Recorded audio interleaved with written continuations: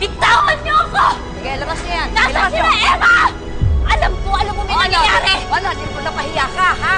Wala kang nakita sa bahay! Wala si Emma, si Rob dito! Pinagtago mo lang! Hindi ko alam! Wala sila rito! Alam ko! Alam mo! Wala! Hindi ko alam! Sinungaling ka! Hindi ako alam! Gana! Ikaw tatansya ka rin! Walang niya ka, pati ikaw! Mas walang niya sa akin! Dahil lang Nasaan na asawa sila? na may asawa! Mahiya ka sa sarili mo, ha? Baklas-klas ka pa. Ano ginagawa mo dito? Ayan, anak. Nang gulo rito sa bahay. Ang ingay-ingay dito. Kapit-bahay natin. Diyos ko, Pedro. Nasaan si Rom? Saan mo siya dinala? Akala mo hindi ko alam ginagawang panlalandi kay Rom.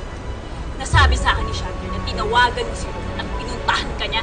Well, that's true. Pinuntahan talaga ako ni Rom sa honeymoon suite ng V Hotel. At siguro alam mo naman talaga kung anong ginagawa ng babae at lalaki sa isang honeymoon suite, di ba? Eto pa nga, oh. May remembrance ako from Rome. Sa'yo na. Hayop ka! Napakalandi mo! Inahas mo si Rom sa akin! Bitawan mo ako! Bakit, Georgia?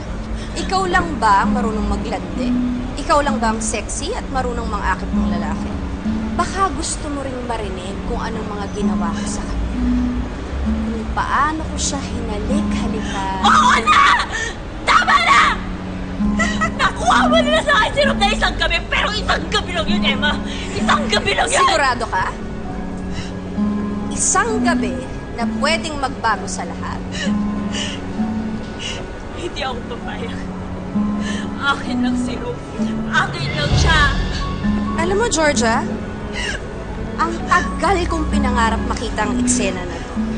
Yung makita kang humahagulgol at wala kang magawa na para kang nababaliw, nasisiraan ng bait dahil sa sobrang selos at insecurity. Walang iya mo. Walang iya ka! Mas walang iya ka pa rin.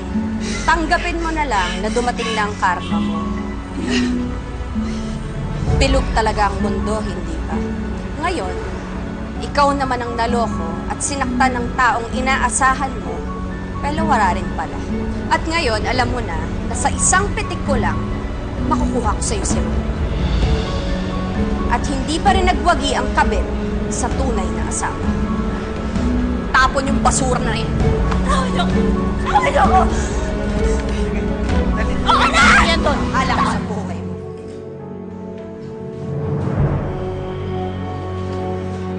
Buti naman at nandito ka na. Sabi mo kanina, uwi ka na. Ba't inabot na 4 na oras yung pag-uwi mo? Or just something happened.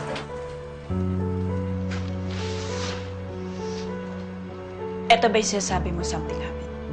Pinabaunan mo si Emma ng damit mo. Walang iya ka?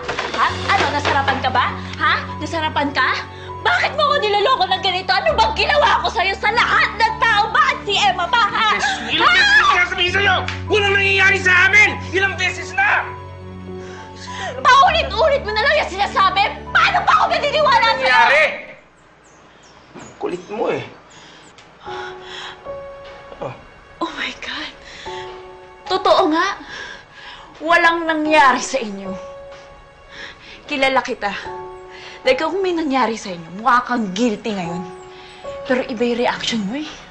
Para kang bata na binigyan ng paborito mong candy at biglang binawi sa'yo. Bakit? Nabitin ka ba? Binitin ka ba niya? Akala mo ba mababawas yung mga kasalanan mo? Dahil walang nangyari sa inyo? Hindi. Gano'n kay Emmy. Siya mismo nagsabi sa akin na may nangyari sa inyo. Na nag-i-enjoy ka. Naniwala ako. Pero naisip ko, sinabi niya lang yun sa akin para masaktan ako. At para maisip ko na kukuhanin ka na niya sa akin. Dahil yun yung alam niya na worst fear ko. Mo, Georgia. Kaunti pa. Kaunti pa.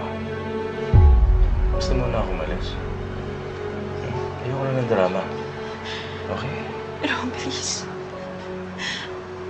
Please, wag mo na iwan. Kung gusto ka talaga ni Emma, iiwan mo ba talaga ako para sa kanya?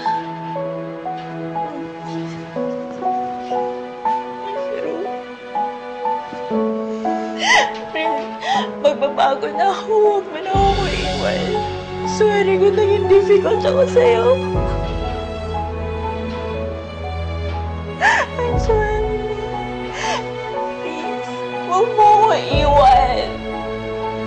Please.